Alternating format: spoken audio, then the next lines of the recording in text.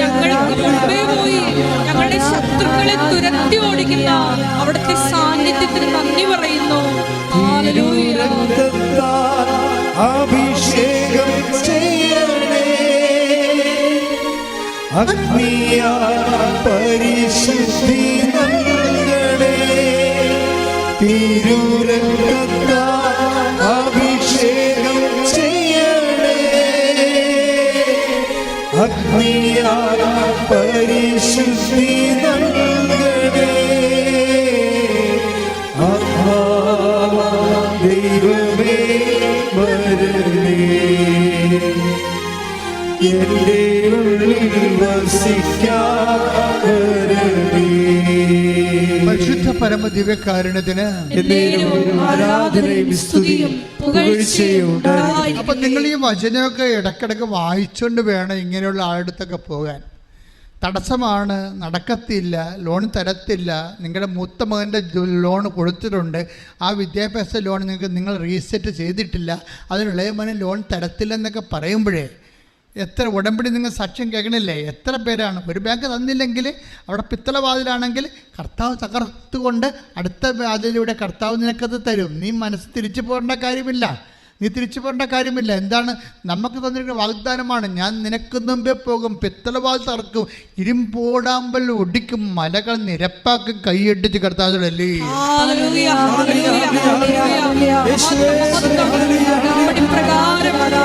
കൂടെ സഞ്ചരിക്കുന്ന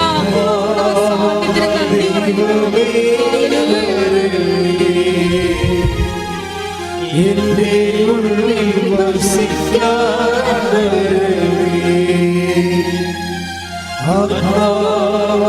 ദൈവമേ വരണേ, എന്റെ ഉള്ളിൽ വസിക്കാവരണേ.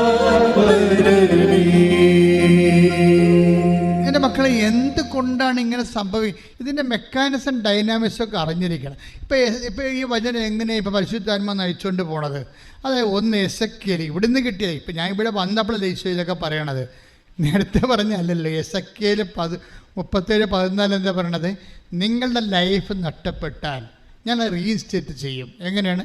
ഞാൻ എൻ്റെ ആത്മാവ് നിങ്ങളുടെ കയക്കുമെന്ന് പറയാം അല്ലേ? അപ്പോൾ ആത്മാവ് വന്നാലും ഒരു പ്രശ്നമുണ്ട്. എന്താ കാര്യം? ആത്മാവിനാൽ നമ്മൾ നയിക്കപ്പെടണ്ടേ? ആത്മാവിനാൽ നയിക്കപ്പെടുമ്പോഴാണ് എന്താ ഇപ്പോൾ ഉദാഹരണത്തിന് റോമർ 8:14 എടുത്ത് ശ്രുതിക്കട്ടെ. ഹല്ലേലൂയ ഹല്ലേലൂയ ഹല്ലേലൂയ ഹല്ലേലൂയ ഹല്ലേലൂയ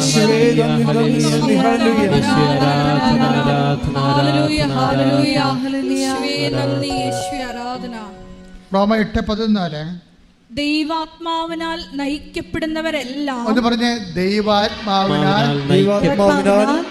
നയിക്കപ്പെടുന്നവരെല്ലാം ദൈവത്തിന്റെ പുത്രന്മാരാണ്.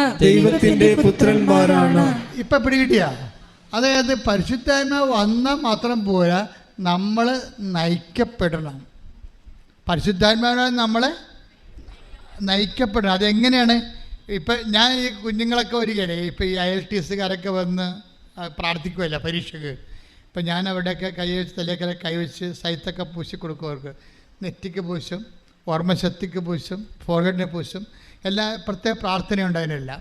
അപ്പോൾ പ്രാർത്ഥിക്കുമ്പോൾ ഞാൻ പറയും, മക്കളെ, അച്ഛൻ നിങ്ങൾ അങ്ഷം ചെയ്തിട്ടുണ്ട്, നിങ്ങളായിട്ട് ആത്മാവിൻ്റെ വീര്യം നഷ്ടപ്പെടുത്തരുത്. ഞാൻ പറയുന്നത്, മക്കളെ ഇപ്പോൾ പരീക്ഷ വരെ എങ്കിലും നിങ്ങളത് കീപ്പ് ചെയ്യണം. അത് കഴിഞ്ഞ് കീപ്പ് ചെയ്യണം. പക്ഷെ അതല്ല, ഇൻറ്റൻസീവായിട്ട് പരീക്ഷ വരെ ശ്രദ്ധിക്കണം. നിങ്ങൾ ചേട്ടന്മാരുമായിട്ട് അടിയുണ്ടാക്കാനൊന്നും പോരുതെന്ന് പറയും. ഇപ്പം ചിലപ്പോൾ ഇപ്പോൾ അനിയത്തിയുമായിട്ട് കടി വെക്കുമല്ലേ ഇതിൽ. അപ്പം അങ്ങനെ പോയി കഴിഞ്ഞാൽ കുഴപ്പമെന്ന് വെച്ച് കഴിഞ്ഞാൽ പിന്നെ മത്സരമൊക്കെ വരത്തില്ലേ. ഇപ്പോൾ ഒരു ഇസ്തിരി ഇടണമെന്ന് വിചാരിച്ചോ, ചേർത്തിയോട് അമ്മ പറയും, ഇടി ആ ഷർട്ടൊന്ന് ഇസ്തിരി ഇട്ടാൽ അവനിപ്പോൾ വരും, അവനിപ്പോൾ സ്ഥലത്ത് പോകേണ്ടതാണെന്ന് പറയുമ്പോൾ ഇവളെ പഠിച്ചുകൊണ്ടിരിക്കത്തില്ലേ. അപ്പോൾ അവൾ പറയും, എനിക്ക് പറ്റത്തില്ല മമ്മി, അനിയത്തിയോട് ഞാനാണിത് കഴുകിയിട്ടത്, അവളവിടെ മൊബൈലിൽ കളിച്ചുകൊണ്ടിരിക്കുകയാണ്, അവളോട് പറയാൻ പറയും. അപ്പോൾ അവൾ പറയും, ഞാൻ വേറെ ജോലി ചെയ്തിട്ടുണ്ട്, അതുകൊണ്ട് ചേച്ചിയോട് പറയാൻ പറയും. ഇവർ തമ്മിൽ മത്സരമാകും. പക്ഷേ പ്രശ്നം എന്താണ്? ആത്മാവ് നിർവീര്യമാകും. അതുകൊണ്ടാണ് ഫിലിപ്പ് 2:14 എടുത്ത് ഫിലിപ്പ് 2:14 എടുത്ത് ശ്രദ്ധിക്കട്ടെ. ഹല്ലേലൂയ. ഹല്ലേലൂയ ഹല്ലേലൂയ ഹല്ലേലൂയ ഹല്ലേലൂയ ഹല്ലേലൂയ ഹല്ലേലൂയ ഹല്ലേലൂയ. ഫിലിപ്പി 2:14. ഫിലിപ്പ് 2:14. എല്ലാ കാര്യങ്ങളും ഒന്ന് പറഞ്ഞേ. എല്ലാ കാര്യങ്ങളും മുറുമുറുപ്പും മുറുമുറുപ്പ് തർക്കവും കൂടാതെ ചെയ്യുവിൻ. അടുത്തത് അങ്ങനെ നിങ്ങൾ നിർദോഷരും നിഷ്കളങ്കരുമായി തീർന്ന് വഴിപിഴച്ചതും വക്രതയുള്ളതുമായ തലമുറയുടെ ഇടയിൽ കുറ്റമറ്റ ദൈവമക്കളാവട്ടെ. ദൈവമക്കളായ മാത്രം പോരാ, പിന്നെ എന്താണ്? കുറ്റമറ്റ ദൈവമക്കളാകണം. ദൈവമക്കളാകും എല്ലാവരും ജ്ഞാനസ്ഥാനപ്പെട്ട് കഴിഞ്ഞാൽ ദൈവമക്കളാകുമല്ലോ, ഇല്ലേ? ഇപ്പം ജ്ഞാനസ്ഥാനത്തിൻ്റെ കുദാശേൻ്റെ അർത്ഥം എന്താണ്? ഉത്ഭവദോഷം നീക്കി, കർമ്മദോഷമുണ്ട്, അത് നീക്കി നമ്മളെ ക്രൈസ്തവരും ദൈവത്തിൻ്റെ മക്കളാക്കി തീർക്കുന്ന കുദാശയാകുന്നു, അല്ലേ? അപ്പോൾ ദൈവത്തിൻ്റെ മക്കളാകും ജ്ഞാനസ്ഥാനപ്പെട്ട, പക്ഷെ കുറ്റമറ്റ ദൈവമക്കളാകണം. ഇവിടെയാണ് പ്രശ്നം. ജ്ഞാനസ്ഥാനം ചില സമയത്ത് ജീവിതത്തിൻ്റെ ചില വിഷയങ്ങൾ താങ്ങാത്തതിൻ്റെ കാരണം ജ്ഞാനസ്ഥാനപ്പെട്ടവരെ കുറ്റമത്തോടെയാണ് ജീവിക്കണമെന്നുണ്ടെങ്കിൽ പരിശുദ്ധാത്മാവിൻ്റെ ആനുകൂല്യം നമുക്ക് കിട്ടാതെ വരും. നമുക്ക് സബ്സിഡിയൊക്കെ അനുവദിച്ചിട്ടുണ്ട്, ഗ്രാൻഡ് ഉണ്ട്, സബ്സിഡി ഉണ്ട്. അപ്പോഴേ ഗ്രാൻഡ് സബ്സിഡി ചെയ്യുമ്പോൾ ചില ആൾക്കാർ ചെന്നുവെച്ചും സാറേ സബ്സിഡി കിട്ടിയില്ലല്ലോ എന്ന് പറയും. അപ്പോൾ അവർ തന്ന കാശ് എങ്ങനെ മുടക്കിയെന്ന് ചോദിക്കും. അവർ തന്ന കാശ് കൊണ്ട് പുട്ടടിച്ച് കാണും, അപ്പോൾ പിന്നെ സബ്സിഡി ഇല്ല. അതാണ് പ്രശ്നം വരുന്നത്. അതാണ് ഇതിൻ്റെ അത് വരുന്ന വിഷയം.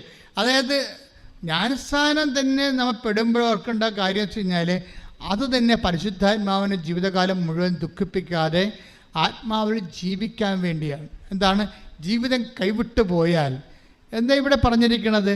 വക്രതയാർന്നതും ദുഷ്ടമായുള്ള സമൂഹത്തിൽ ജീവിക്കുമ്പോൾ നീ അവിടെ നിഷ്കളങ്കമായൊരു മനസ്സ് സൂക്ഷിച്ചുകൊണ്ട് ആത്മാവിനെ ബലപ്പെടുത്താൻ പറഞ്ഞിരിക്കുകയാണ്. ആത്മാവിനെ ബലപ്പെടുത്തിയാൽ എന്താ ഗുണമെന്നറിയാവോ? എന്താ ഗുണം? പിന്നെ നമ്മളായിരിക്കില്ല. ഈശോ പറഞ്ഞിട്ടില്ലേ, ഞാൻ കുഞ്ഞുങ്ങളോട് പറയുവേ, മക്കളെ ഇമ്മീഡിയറ്റ് മെമ്മറി എന്നും പറഞ്ഞ സംഭവമുണ്ട്. ഇമ്മീഡിയറ്റ് മെമ്മറി നിങ്ങൾക്കുള്ളത് ലോക്കൽ മെമ്മറിയാണ്.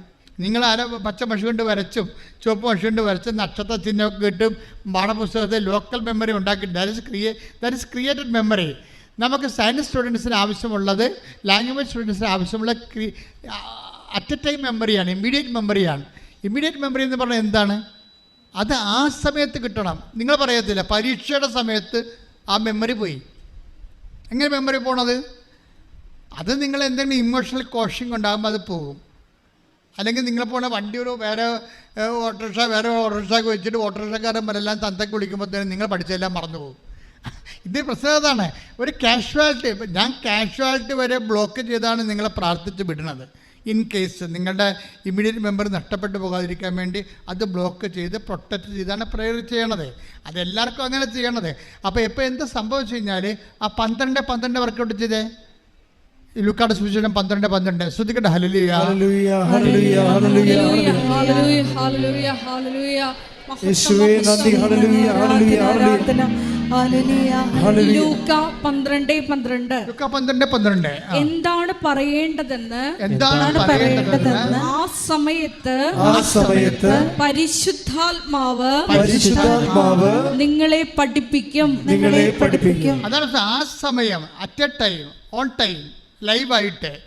അത് നമ്മൾ, അതായത് ചില സമയത്ത് കോടതിയിലായാലും പോലീസ് സ്റ്റേഷനിലായാലും അതുപോലെ തന്നെ വേറെ എവിടെയായാലും ഈ അറ്റ് എ ടൈം മെമ്മറി എന്ന് പറയുന്നത് വിവേകവുമായി ബന്ധപ്പെട്ട സംഭവമാണ്. വിവേകം, വിജ്ഞാനം, ജ്ഞാനപരവുമായിട്ട് ബന്ധപ്പെട്ടതാണ്. ജ്ഞാനപരത്തിൽ നിന്നാണ് അറ്റ് എ ടൈം മെമ്മറി കിട്ടുന്നത്. ഇപ്പം മദർ തെരേസയുടെ തെണ്ടി നടക്കുകയായിരുന്നു ഒരേ സ്ഥലത്ത്, അല്ലെ? മക്കൾ കുറേയധികം ഭയങ്കര ഡിസേബിൾ ആയിട്ടുള്ള ആൾക്കാരുള്ള കാരണം മദർ അവർക്ക് വേണ്ടി ഭക്ഷണത്തിന് വേണ്ടി കൽക്കട്ടയുടെ തെരുവിൽ ആദ്യകാലങ്ങളൊക്കെ ഓരോ സമയത്ത് ഓരോ കടയിൽ പോയി തെണ്ടുമായിരുന്നു പാത്രം കാണിച്ച്. അപ്പോൾ ഉടനെ അവർ ചിലർ തുപ്പിയൊക്കെ ഇട്ടിട്ടുണ്ട്. നമ്മൾ ചരിത്രം വായിച്ചിട്ടുണ്ട്. അപ്പോൾ മദർ എന്താ പറയണത്? That's okay, this is for me. ഇനി എനിക്ക് ഉള്ള എൻ്റെ മക്കൾക്കുള്ളത് തരാൻ പറയും. ഇത് എനിക്കുള്ളതാണ്, ഇനി എൻ്റെ മക്കൾക്കുള്ളത്. അത് അറ്റ് എ ടൈം മെമ്മറി എന്ന് പറയുന്നത് ജ്ഞാനപരമാണ്. അയാളുടെ ഹൃദയം അലിഞ്ഞുപോയി. ആ സമയത്ത് നിങ്ങൾ അതാണ് ലൂക്ക 12:12. അതായത് നിങ്ങൾ എന്താണ് പറയേണ്ടതെന്ന് ആ സമയത്ത് അറിവ് തരും. അക്കരെ ആ മനുഷ്യൻ്റെ ഹൃദയം ഇളക്കാൻ വേണ്ടി, മലകളെ നിരപ്പാക്കാൻ വേണ്ടി, ഇരുമ്പോടാമ്പൾ ഒടിക്കാൻ വേണ്ടി, പിച്ചള തകർക്കാൻ വേണ്ടി ഞാൻ നിൻ്റെ കൂടെ വരുമെന്ന് പറയുമ്പോൾ ആത്മാവിൻ്റെ വരവാണത്, ജ്ഞാനവരത്തോടെ വരവാണത്, കൃപയിലുള്ള വരവാണത്. ആത്മാവിനെ നഷ്ടപ്പെടുത്തരുത്, നീരുവിരിയമാക്കണമെന്ന് ഈശോ പറഞ്ഞതിൻ്റെ അർത്ഥപ്രധാനം കൈയടിച്ച് കിടത്താൻ ശ്രദ്ധിക്കട്ടെ. അല്ലേ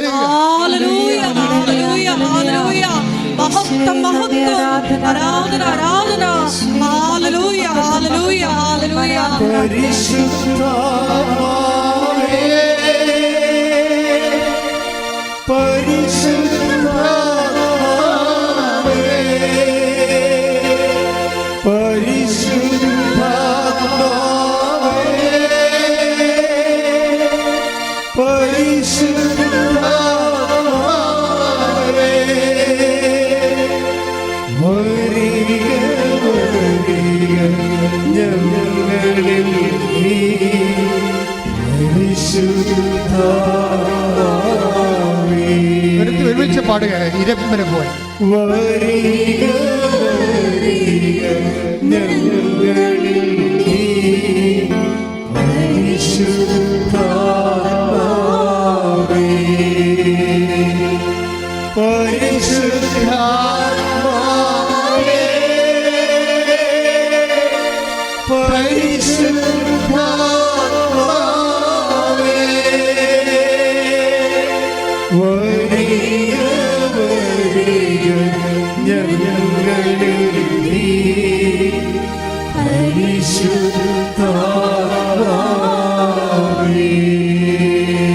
പരിശുദ്ധ പരമദിവ്യകാരുണ്യത്തിന് ആരാധനയും സ്തുതിയും പുകഴ്ചയും ഉണ്ടായിരിക്കും. അതുകൊണ്ട് ഇതിനെക്കുറിച്ചൊരു പ്രിക്കോഷനുണ്ടാണ് കേട്ടോ.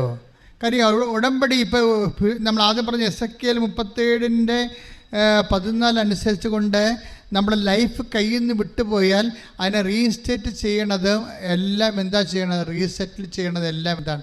പരിശുദ്ധാത്മാവാണ്. ഞാൻ നിന്നെ എൻ്റെ ആത്മാവ് നിങ്ങളെ കയക്കും. I will resettle you in your own soil. അതാണ് അവസാനം പറഞ്ഞിരിക്കുന്നത്.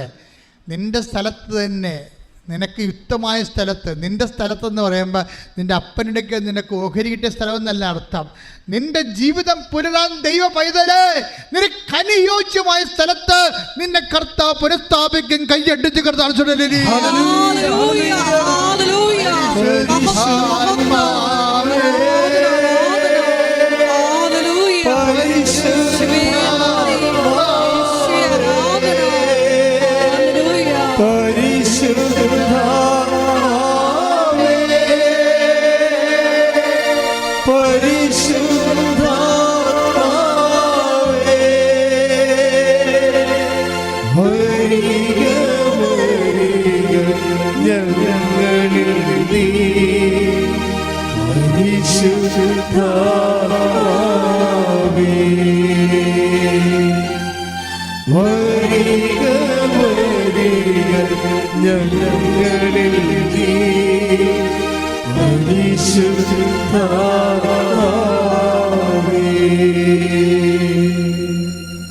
എസെക്കിയേൽ 37:14 എൻ്റെ ആത്മാവിനെ പറഞ്ഞേ, എന്റെ ആത്മാവിനെ ഞാൻ നിങ്ങളെ നിവേശിപ്പിക്കാം, നിങ്ങൾ ജീവിക്കാം, ഞാൻ നിങ്ങളെ നിങ്ങളുടെ സ്വന്തം ദേശത്ത്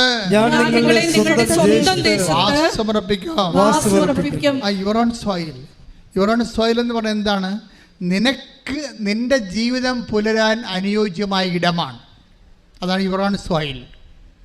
നിനക്ക് നിൻ്റെ ജീവിതം പുലരാൻ ഭയങ്കര ആഴമായ അർത്ഥമാണ്. ചിലപ്പോൾ കാനഡയിലായിരിക്കും, ചിലപ്പോൾ ഇംഗ്ലണ്ടിലായിരിക്കും, ചിലപ്പോൾ വേറെ രാജ്യങ്ങളായിരിക്കും, ചിലപ്പോൾ നമ്മുടെ രാജ്യത്ത് തന്നെയായിരിക്കും.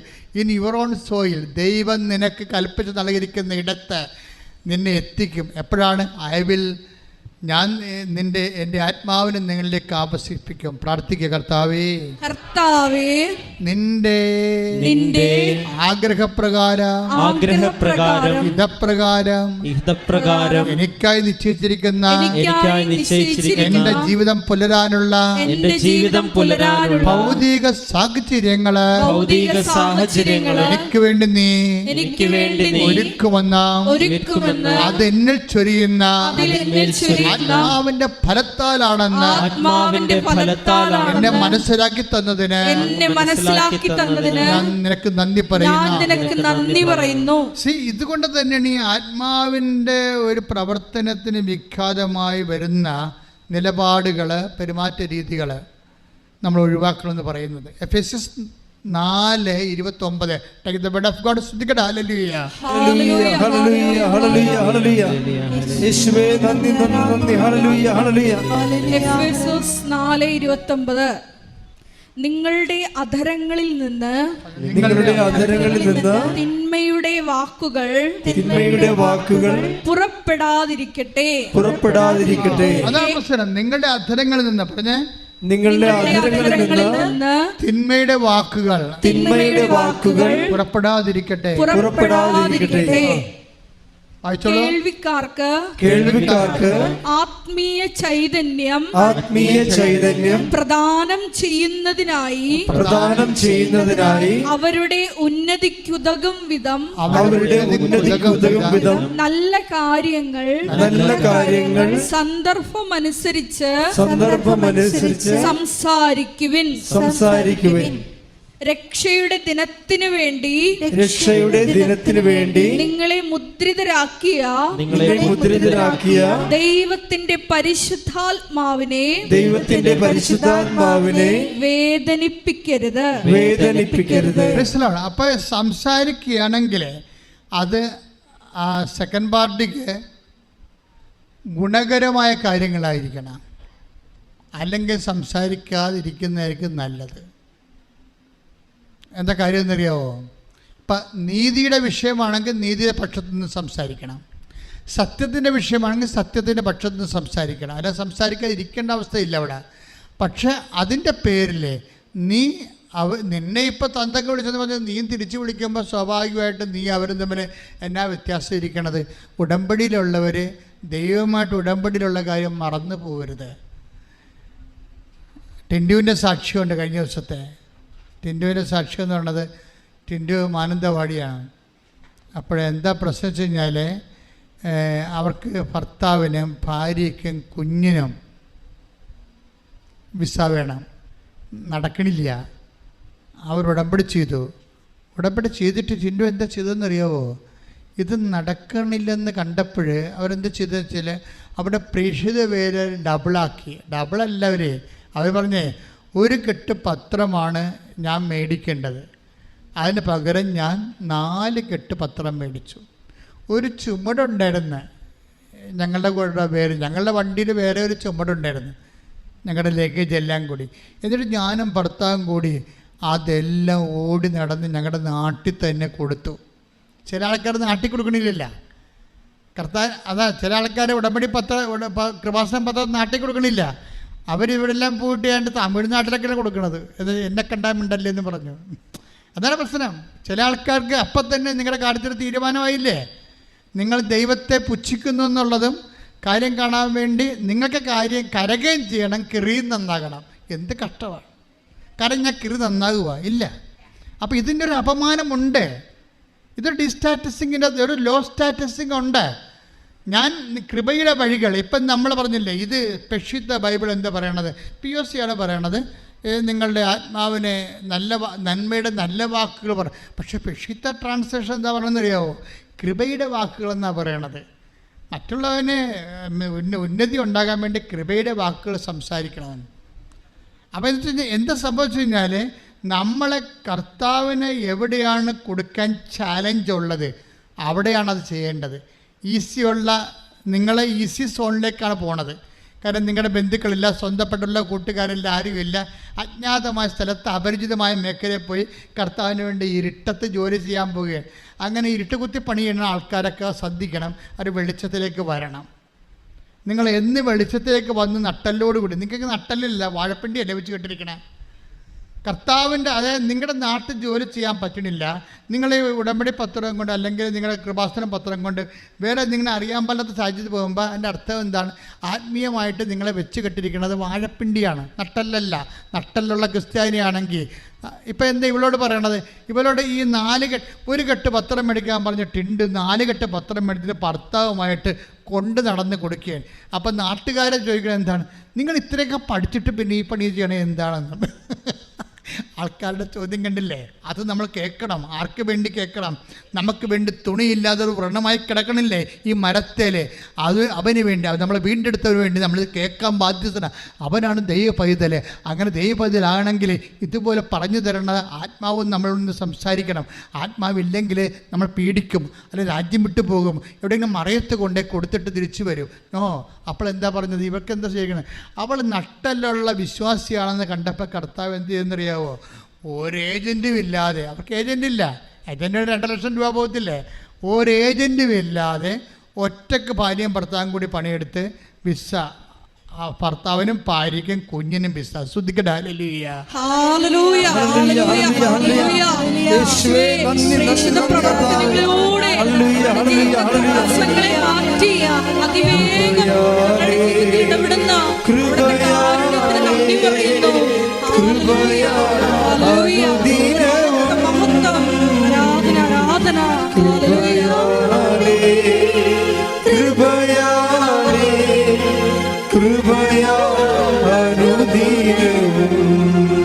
പരിശുദ്ധ പരമദിവ്യകാരുണ്യത്തിന് ആരാധനയും സ്തുതിയും പുകഴ്ചയും ഉണ്ടായിരിക്കട്ടെ. നിങ്ങളെ കർത്താവിൻ്റെ ഈ എന്താണ് സായിപ്പിനെ കാണുമ്പോൾ കവാത്ത് മറക്കണം എന്ന് പറഞ്ഞ പോലെ, അതായത് നിങ്ങൾ സ്വന്തം നാട്ടുകാരെയൊക്കെ കണ്ടു കഴിയുമ്പോൾ ഉടനെ വിശ്വാസം മറക്കും. എന്നിട്ട് പിന്നെ അവിടേക്കൊന്ന് മുങ്ങിയിട്ട് വേറെ രാജ്യത്ത് പോയി നിങ്ങളെ പരിചയമുള്ള സ്ഥലത്ത് പോയി പ്രേക്ഷിത വരെ ചെയ്യും. ഇതൊരു നട്ടലില്ലായ്മയാണ് ശരിക്കും. നട്ടലോടുകൂടി കർത്താവിൻ്റെ തിരുസന്നിധി വന്നിട്ട് നിങ്ങൾ ഞാൻ വിശ്വാസിയാണ് എന്ന് ഏറ്റു പറയുന്ന സമയത്ത് വെച്ച് ദൈവം നിങ്ങളെ ഏറ്റെടുക്കും. കൈയിടിച്ച് കർത്താവ്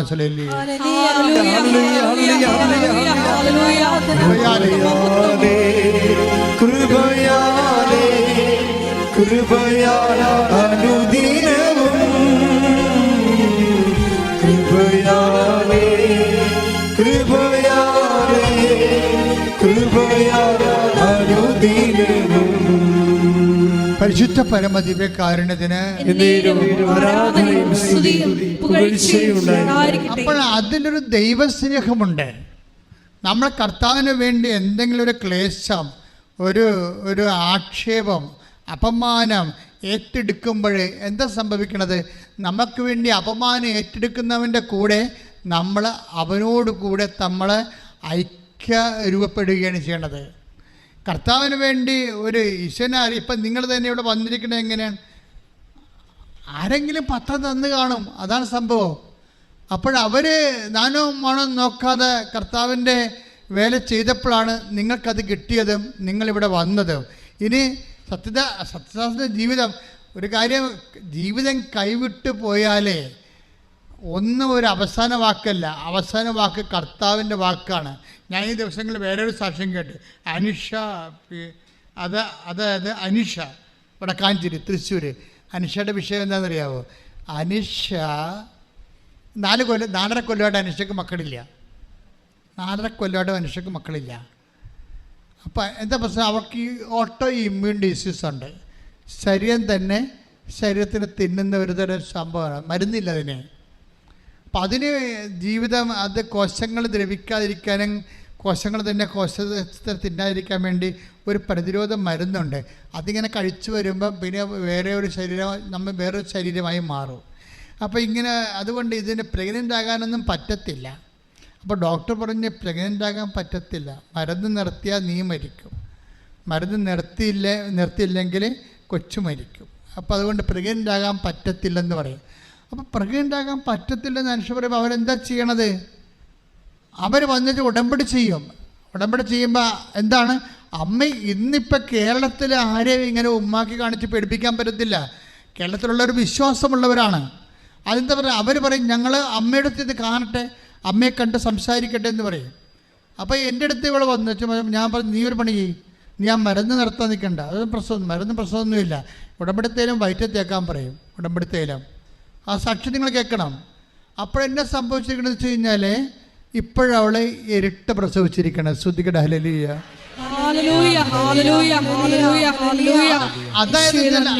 അതാണ് ഞാൻ നിങ്ങൾ സാക്ഷ്യം നിങ്ങൾ കേൾക്കണം.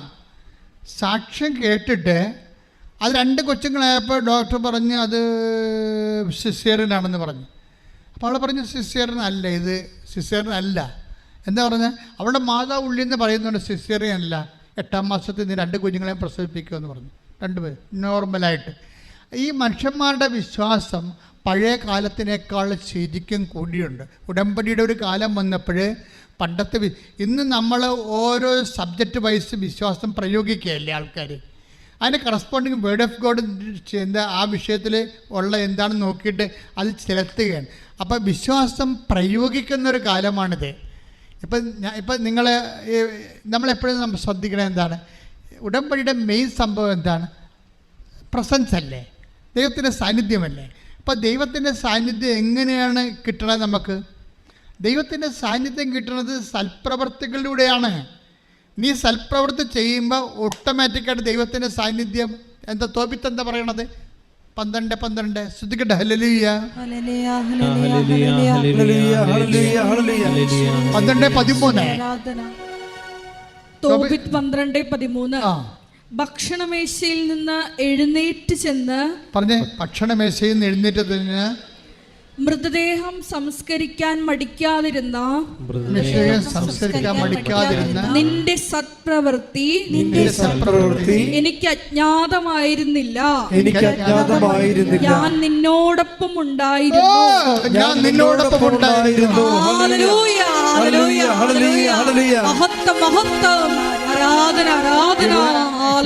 ജ്വലിപ്പിക്കുന്ന വചനമല്ലേ തോബിത്ത് 2:12-13 ഇന്ന് വീട്ടിൽ പോയി വായിക്കണം കേട്ടോ. അതായത് തോബിത്ത് എന്ന് പറയണത് ഒരു താപസനായ ഒരു മനുഷ്യനാണ്.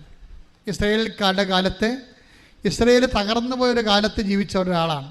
അവരെല്ലാവരും ദേവാലയമൊക്കെ ഇടിച്ച് നിരത്തി, എല്ലാവരും ഡിയാസ്പൊറയിൽ പോയി ഒളിച്ചോടിയൊക്കെ. ഇപ്പോൾ മണിപ്പൂരിൽ നിന്നൊക്കെ നമ്മുടെ ആൾക്കാർ പോകുന്നില്ലേ മണിപ്പൂരിൽ നിന്ന്. മണിപ്പൂരിൽ അബദ്ധത്തിൽ കേരള സഭയ്ക്ക് അബദ്ധം പറ്റുന്നത് ഞാൻ പറയത്തുള്ളൂ. എന്നുവെച്ചാൽ മണിപ്പൂർ ആദ്യമേ തന്നെ വിശ്വാസികളെ ടാർഗറ്റ് ചെയ്തുകൊണ്ട് അവിടെ ബോധപൂർവമായിട്ട് വർക്കുണ്ടായിരുന്നു.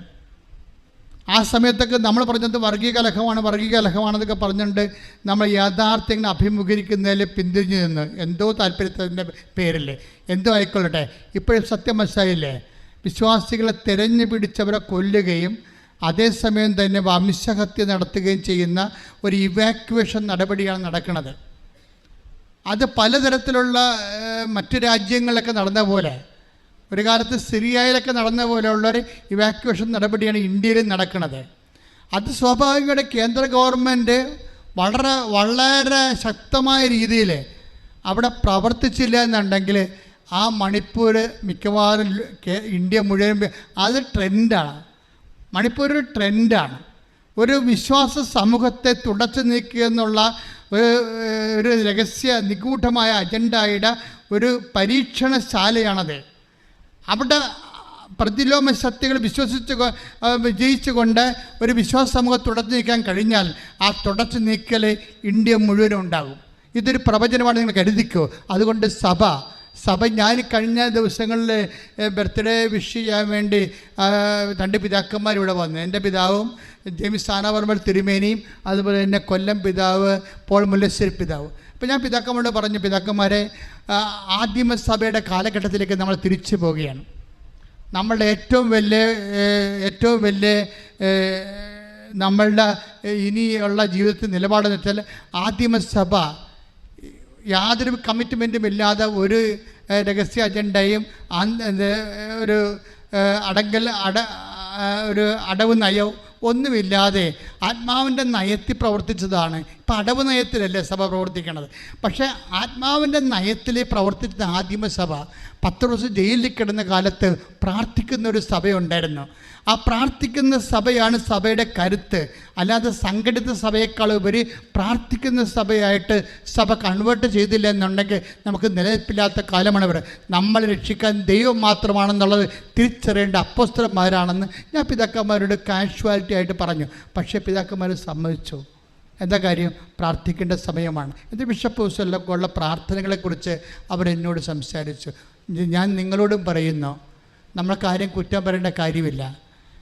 അപ്പോൾ കേന്ദ്ര ഗവൺമെൻറ് ആണെങ്കിൽ പോലും അവിടെ കറക്റ്റായിട്ട് ആൾക്കാർ പട്ടാളത്തിൽ നിയമിച്ചിട്ടുണ്ട്. എങ്കിലും അതേസമയം തന്നെ അവിടെ നരവേട്ട, വിശ്വാസവേട്ട നടക്കുകയും ചെയ്യുന്നുണ്ട്. അപ്പോൾ നമ്മൾക്ക് ഈ സമയത്തൊക്കെ പരസ്പരം കുറ്റം പറഞ്ഞ് ആരുടെയും പഴിചാരുന്നതിന് പകരം പരസ്പരം പറ്റുന്ന തരത്തിൽ പ്രാർത്ഥിച്ച് അവരുടെ നടപടിക്രമങ്ങളെയും, ഇപ്പോൾ സെൻട്രൽ ഗവൺമെൻറ് ആയാലും ശരി, അവരുടെ സമാധാനം സ്ഥാപിക്കാനുള്ള ശ്രമങ്ങളെ, സമാധാനം സ്ഥാപിക്കുന്നവർ ഭാഗ്യവാന്മാർ, അവർ ദൈവപുത്രൻ എന്ന് വിളിക്കപ്പെടുമെന്ന് ഈശോ പറഞ്ഞെങ്കിൽ അങ്ങനെ ദൈവപുത്രക്കടുത്ത സമാധാന ശ്രമം ഗവൺമെൻറ്റിൻ്റെ ഭാഗത്തുണ്ടായാൽ, അത് ഏത് ഗവൺമെൻറ് ആയാലും ഏത് സംസ്ഥാന ഗവൺമെൻറ് ആയാലും അതുപോലെ തന്നെ പരസ്പരം പറഞ്ഞ് വിഘടിപ്പിച്ച് വീണ്ടും പുണ്ണിനെ ചിരണ്ടി പഴുപ്പിക്കുന്നതിന് പകരം നിങ്ങളെല്ലാവരും അപ്പോസ്തല തീക്ഷ്ണതയോടെ പ്രാർത്ഥിക്കണം.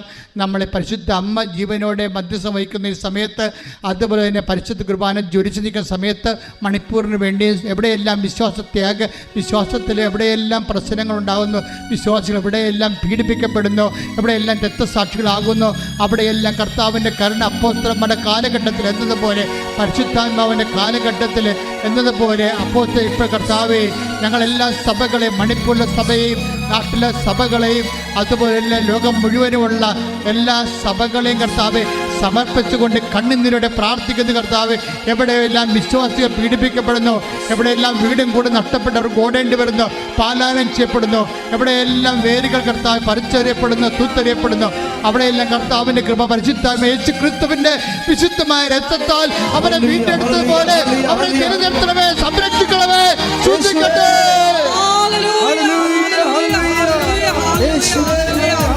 അപ്പോൾ സൽപ്രവൃത്തികൾ ചെയ്യുമ്പോൾ, ഇപ്പോൾ ഉടമ്പടിയിൽ 40% സൽപ്രവൃത്തികളുണ്ട്, 40% ജീവകാരുണ്യ പ്രവൃത്തികളും 40% സുവിശേഷ പ്രവൃത്തികളാണ് ഉള്ളത്.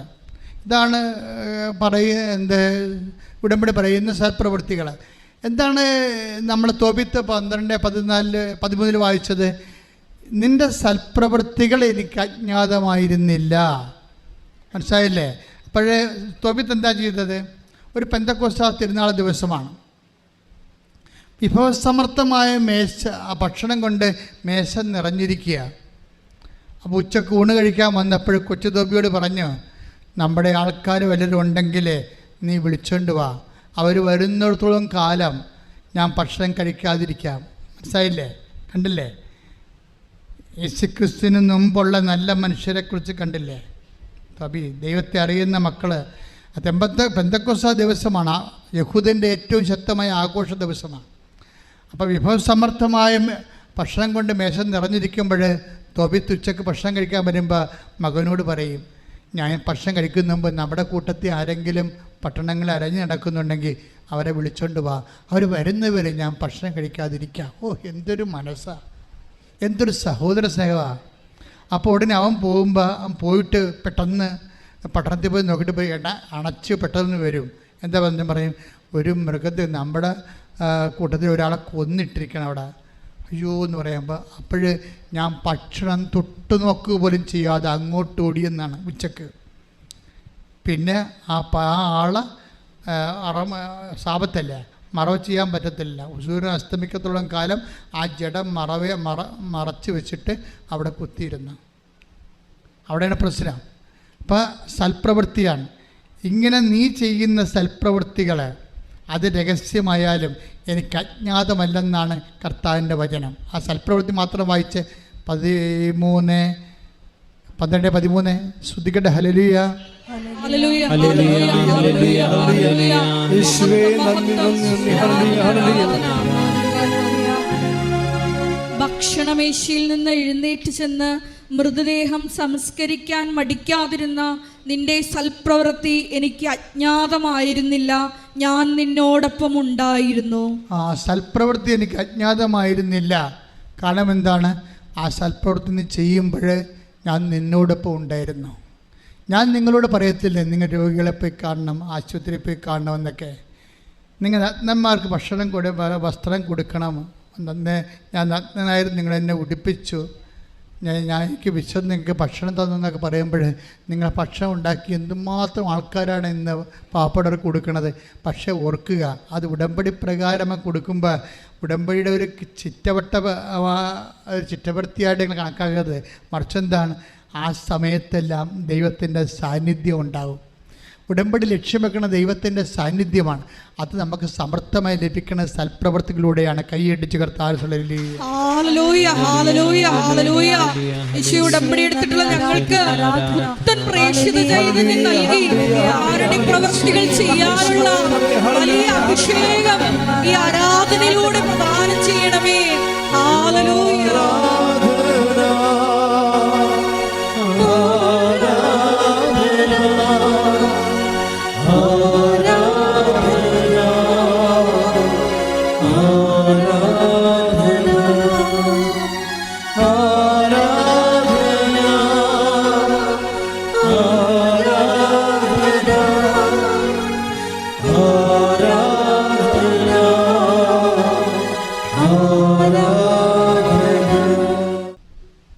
എൻ്റെ പ്രിയപ്പെട്ടവരെ,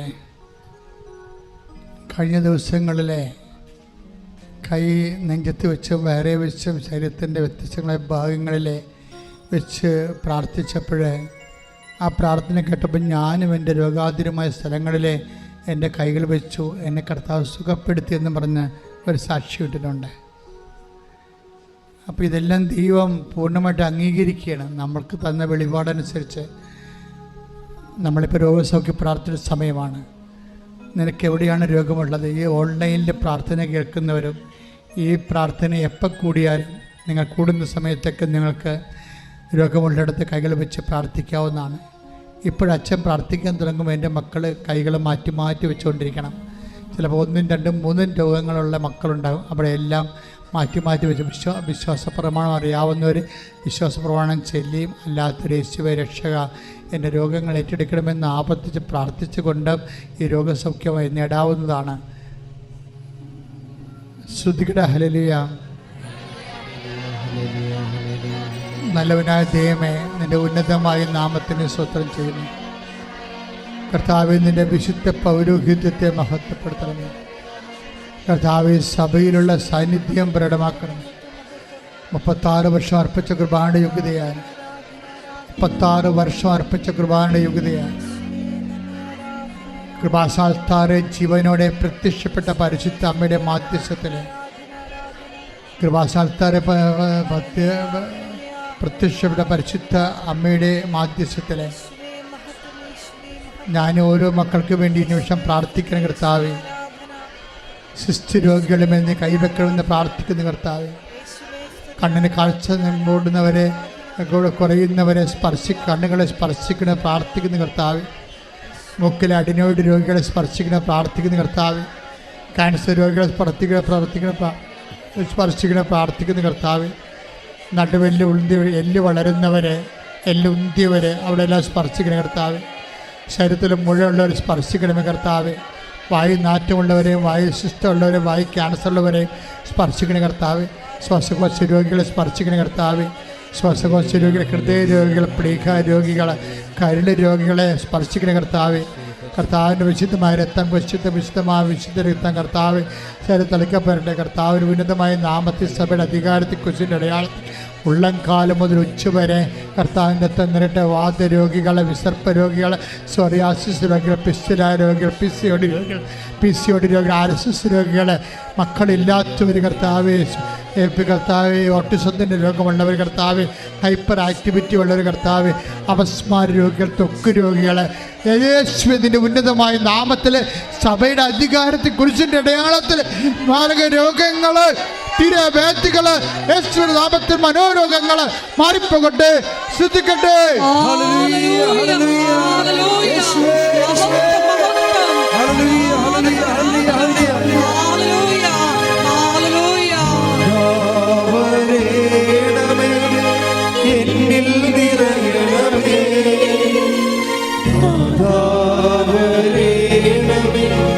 സൗഖ്യം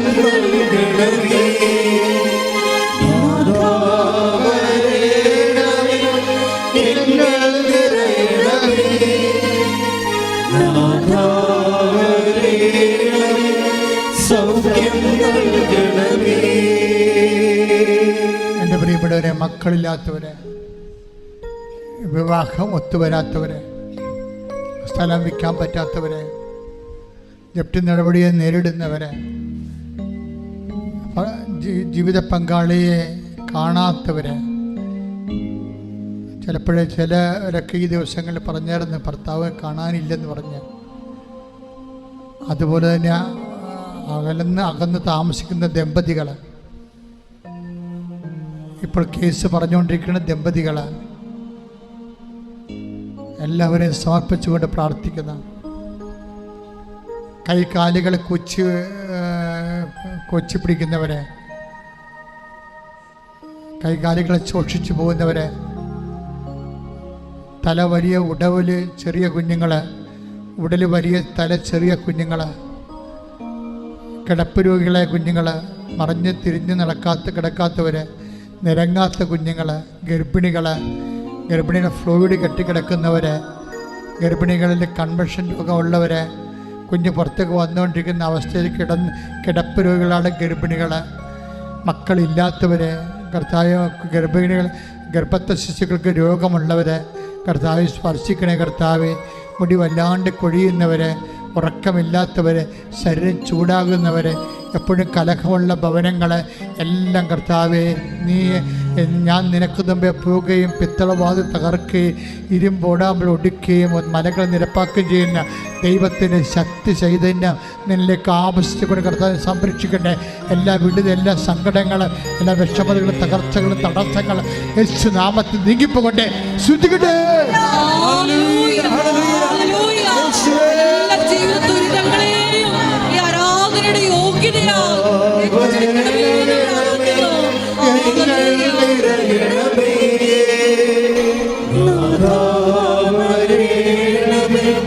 സൗഖ്യം നൽകണമേ,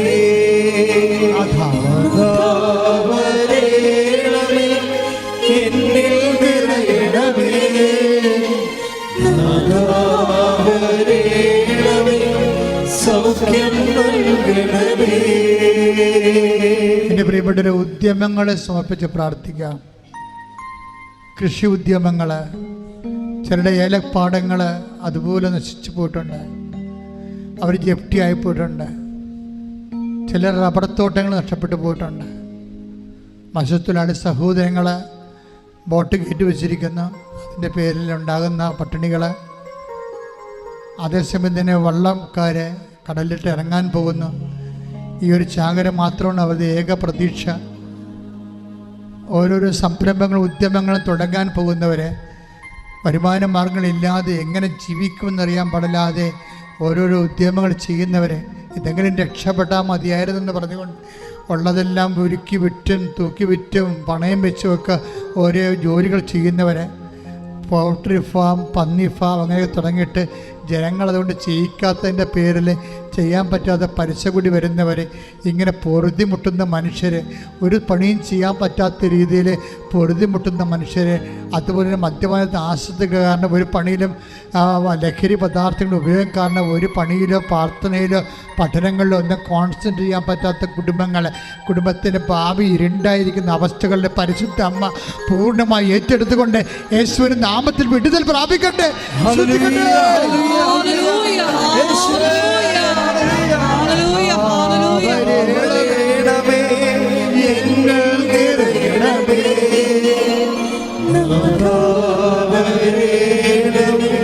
സൗഖ്യം നൽകണമേ,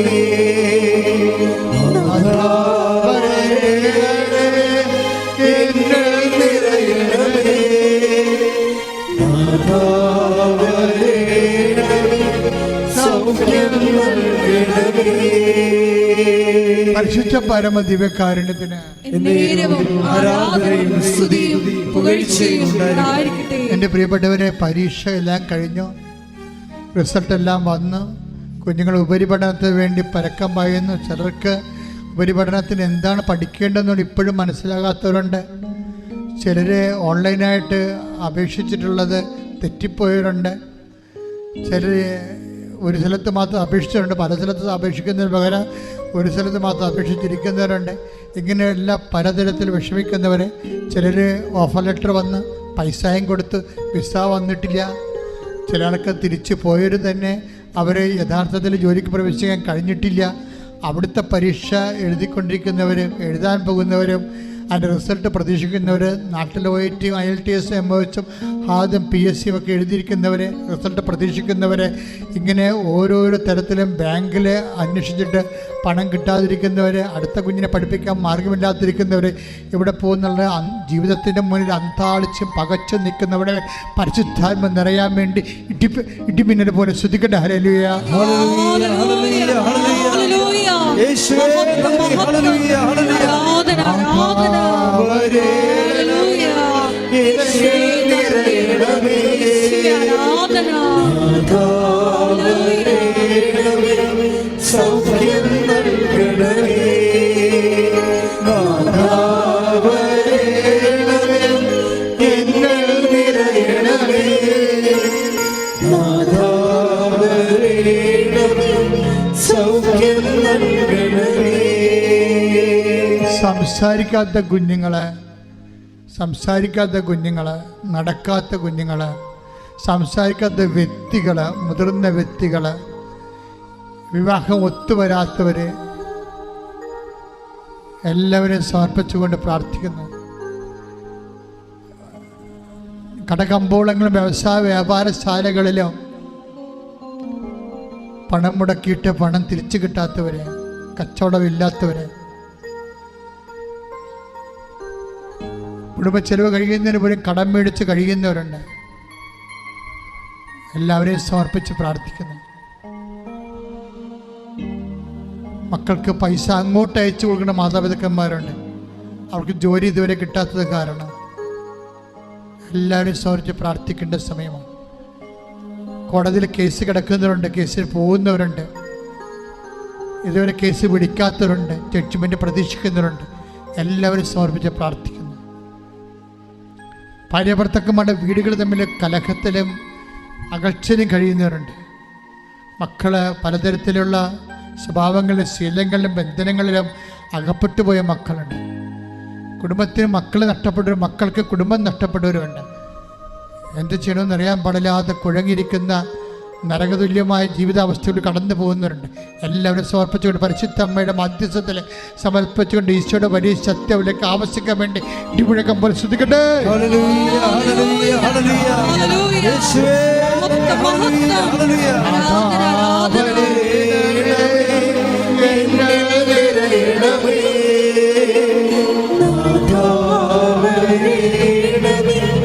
സൗഖ്യം നൽകണമേ, നാഥാവരേണമേ, എന്നിൽ നിറയണമേ, നാഥാവരേണമേ, സൗഖ്യം നൽകണമേ. ഭയത്തിലും ഭീതിയിലും കഴിയുന്നവരുണ്ട്. കടൽക്ഷോഭത്തിൻ്റെ കാലമാണ് വരാൻ പോകുന്നത്. കടലരികിൽ സീവാളില്ലാത്ത സ്ഥലത്ത് താമസിക്കുന്ന മക്കളുണ്ട്. അവർ മേലോട്ട് നോക്കുമ്പോൾ അവിടെ ചങ്ക പിടച്ചു പോകും. എപ്പോഴാണ് കടലിൽ ഞങ്ങളുടെ വീടും കൊണ്ട് പോകണത്? ഞങ്ങളിനി എപ്പോഴാണ്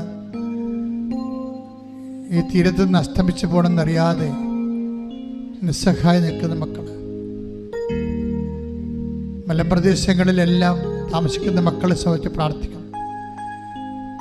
കഴിഞ്ഞ കാലങ്ങളിൽ ഉരുൾപൊട്ടിയതിൽ അടുത്ത് താമസിക്കുന്ന മക്കളെ സംബന്ധിച്ച് പ്രാർത്ഥിക്കണം.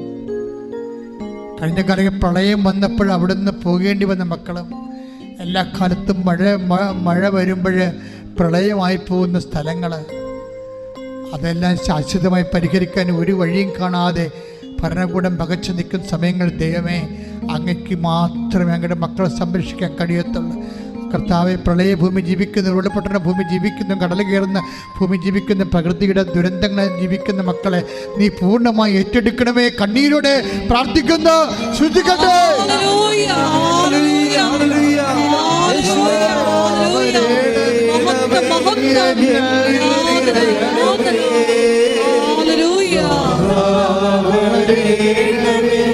സൗഖ്യം നൽകണമേ, നാഥാവരേണമേ, എന്നിൽ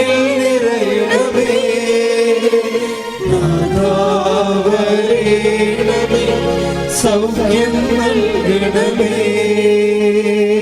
ഇന്നത്തെ ധ്യാനത്തിൻ്റെ ഏറ്റവും വലിയ വെളിപാടുകൾ ഒന്നായിരുന്നു, I will resettle you in your own soil. പുറപ്പാടിൻ്റെ എസെക്കിയേൽ 37:14, പുറപ്പാടിൻ്റെ 33:14, നിന്റെ മണ്ണിൽ ഞാൻ നിന്നെ നിക്ഷേപിക്കും. അപ്പം ഇന്ന് പരിശുദ്ധാത്മാ പറഞ്ഞത്, നിന്റെ ജീവിതത്തിന് അനുകൂലമായ ജോലി, നിന്റെ ജീവിതം കരുപ്പിടിപ്പിക്കാൻ എസെക്കിയേൽ 37:14 പറഞ്ഞിരിക്കുന്നത് പോലെ നിന്റെ ജീവിതം കരുപ്പിടിപ്പിക്കാൻ അനുയോജ്യമായ സ്ഥലത്ത് നിന്നെ ഞാൻ നിർത്തുമെന്ന്. കർത്താവ്, ഈ വാക്കുകളെല്ലാം ഞങ്ങളെ വിശ്വസിക്കുന്ന, ഈ വാഗ്ദാനങ്ങളെല്ലാം ഞങ്ങളെ ഏറ്റെടുക്കുന്നു.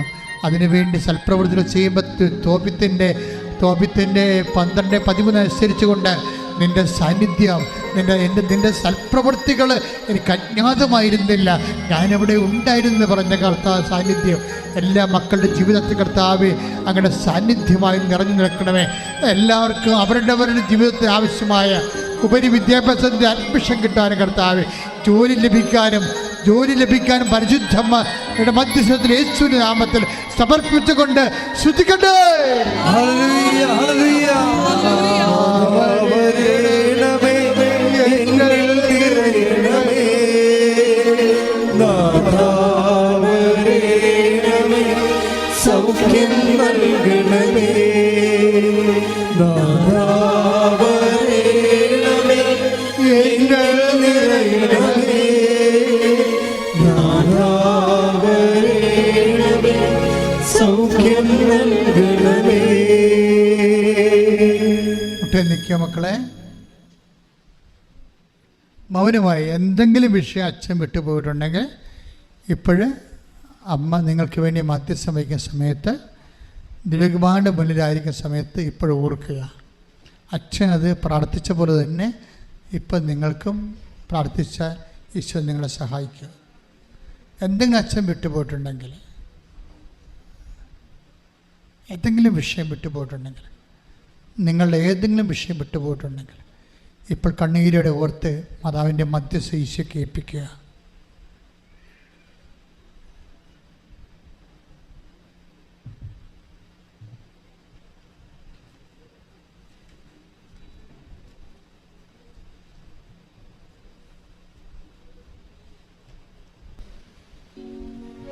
ഒരിക്കൽ കൂടി മരിയൻ ഉടമ്പടിയിൽ സമർപ്പിച്ചിരിക്കുന്ന വിഷയങ്ങളും ജീവിതത്തെ നൊമ്പരപ്പെടുത്തുന്ന വിഷയങ്ങളും പരിശുദ്ധ അമ്മയുടെ മധ്യസ്ഥയിൽ ദിവ്യകാരുണ്യ സന്നിധിയിൽ സമർപ്പിച്ചുകൊണ്ട് പ്രത്യക്ഷീകരണത്തിൻ്റെ സാക്ഷികളായി ഞങ്ങളെയും ഞങ്ങളുടെ കുടുംബത്തെയും ഉയർത്തണമേ എന്ന് പ്രാർത്ഥിച്ചുകൊണ്ട് ശിരസ്സ് നമിച്ച് നമുക്ക് ദിവ്യകാരുണ്യനാഥൻ്റെ ആശീർവാദം സ്വീകരിക്കാം.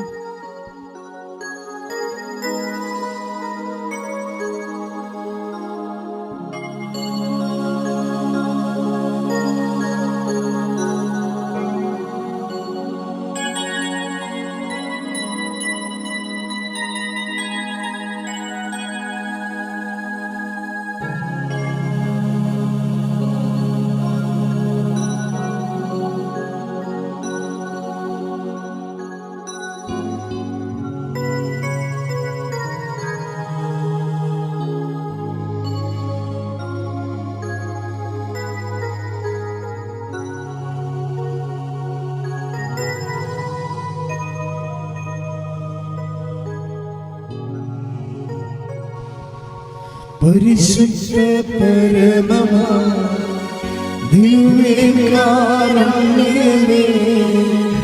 എന്നുമെന്നും അങ്ങേയ്ക്കാരാധന. പരിശുദ്ധ പരമമാ ദിവ്യകാരുണ്യമേ, എന്നുമെന്നും അങ്ങേയ്ക്കാരാധന. പരിശുദ്ധ പരമമാ ദിവ്യകാരുണ്യമേ, എന്നുമെന്നും അങ്ങേയ്ക്കാരാധന.